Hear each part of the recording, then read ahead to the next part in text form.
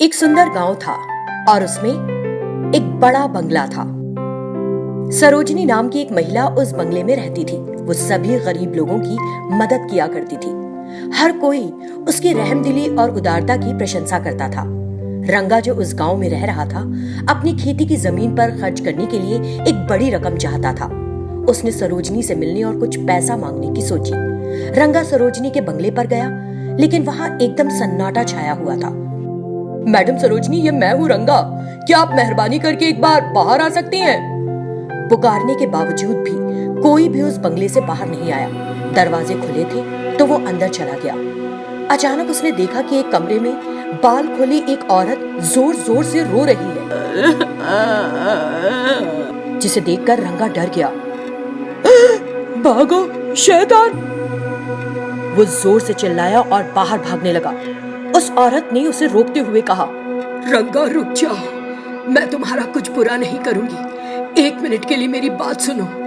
ये आवाज तो सरोजनी मैडम की है। वो वहीं खड़ा रहा। रंगा, डरो मत, मैं सरोजनी की प्रेत आत्मा हूँ। उसे देखकर, आपको क्या हुआ सरोजनी मैडम? आप प्रेतात्मा में क्यों बदल गई? क्या हो गया? तब प्रेतात्मा ने सारी घटना सुनाई। बताती हूँ। एक दिन जब मैं घर में सो रही थी, हमारे ही गांव के 2 आदमी डकैती करने अंदर घुस आए। उन्होंने मेरे सारे पैसे ले लिए और भाग रहे थे। शोर से मैं जाग गई। मुझे पता है कि तुम दोनों कौन हो। अगर तुम्हें पैसे की जरूरत थी तो मांग लिए होते। भीख जितना ना, सारा तो नहीं दे देती। मैंने दोनों से काफी देर बात की और उन्हें समझाने की कोशिश की, लेकिन उन्होंने मेरी बात नहीं मानी और मेरे सिर पर बहुत जोर से मारा। मेरी उसी वक्त मौत हो गई। वो मेरे सारे पैसे लेकर भाग गए। तब से मेरी आत्मा इसी बंगले में रह रही है। मैं अपनी शक्तियों का इस्तेमाल करके हर उस व्यक्ति की मदद कर रही हूँ जो भी किसी जरूरत से मेरे पास आता है, लेकिन किसी को ये नहीं पता कि मैं अब जिंदा नहीं हूँ। अगर उन्हें ये बात पता चल गई तो वे घबरा जाएंगे। हो सकता है कि कुछ लोग मुझे किसी जादूगर की मदद से कैद करके इस गांव से बाहर निकाल दें। मैं इस घर को छोड़कर कहीं नहीं जाना चाहती, इसलिए ये राज किसी को नहीं बताना। रंगा हैरान रह गया। ठीक है मैडम, लेकिन आप मुझे उन लोगों के नाम बताइए। उन लोगों को सजा मिलनी ही चाहिए। नहीं रंगा, इसका कोई फायदा नहीं।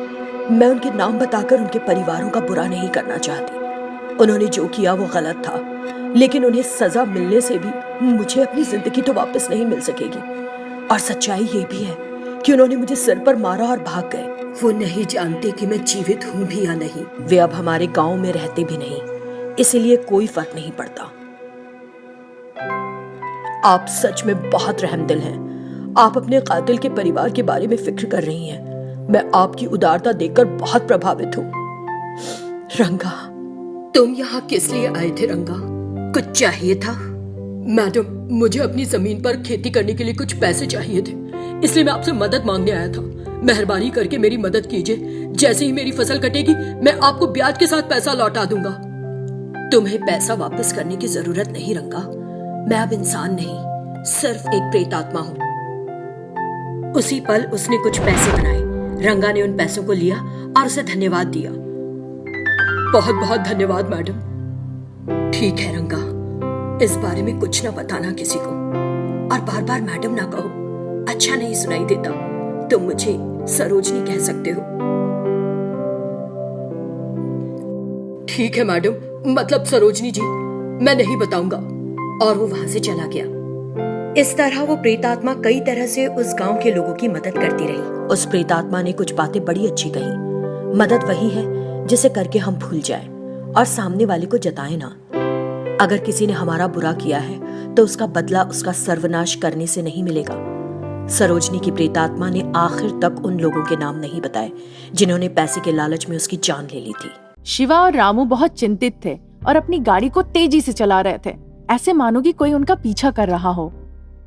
चलो चलो, जल्दी चलो, हमें कोई पकड़ ना ले। फिर वो गाड़ी एक घर के सामने जाकर रुकी और दोनों उस घर के अंदर चले गए। भगवान का शुक्र है शिवा कि हम पुलिस के हाथों से बच गए। हमने बहुत चोरियां की है पर किसी को हिम्मत नहीं कि हमें पकड़े, पर हम इस चोरी में असफल रहे। हमें जंगल में जाना चाहिए था और लाल चंदन लकड़ी लाना चाहिए था, कुछ भी करके।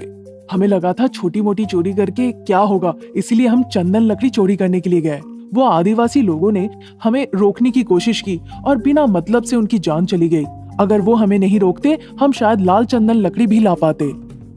हाँ रवि, चलो हम वहाँ कुछ दिनों के बाद फिर से जाएंगे और लाल चंदन लकड़ी लेकर आएंगे। वैसे भी पुलिस हमारे ऊपर नजर रखी है। 1 महीने के बाद दोनों गए नीलगिरी जंगल कार से। फिर उन दोनों में बात होने लगी।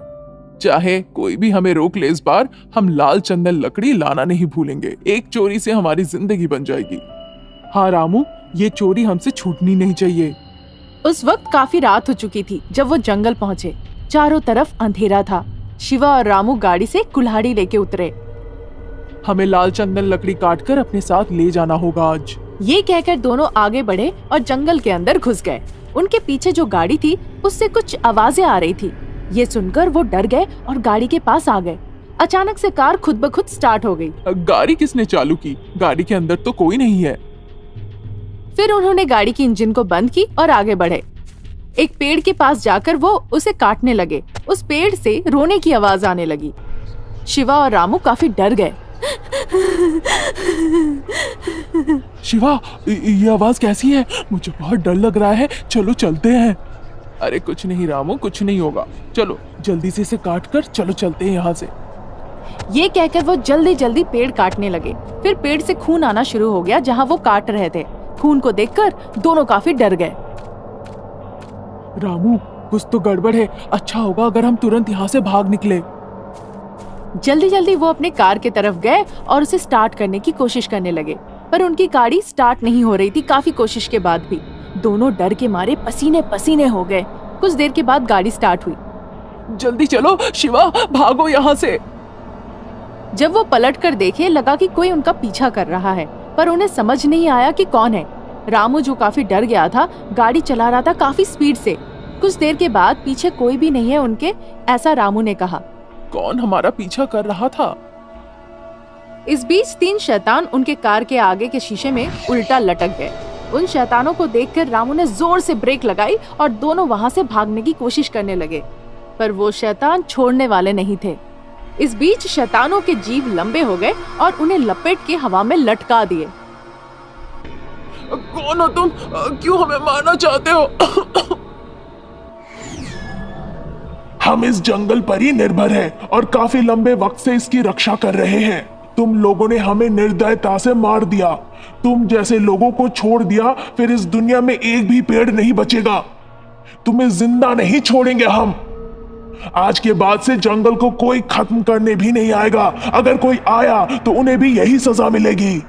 शैतान ने उनके गर्दन को दबोच लिया और उन्हें मार दिया।